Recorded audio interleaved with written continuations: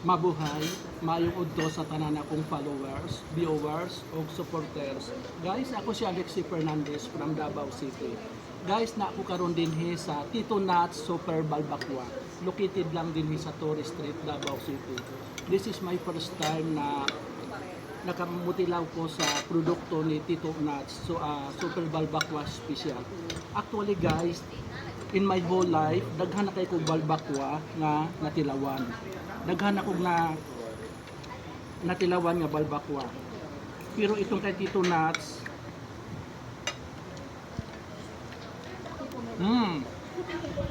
sarap, sobrang sarap. Grabe. Sabaw pa lang, busog ka na. Ito. This is Tito Nats Super Balbacua, itong produkto nila.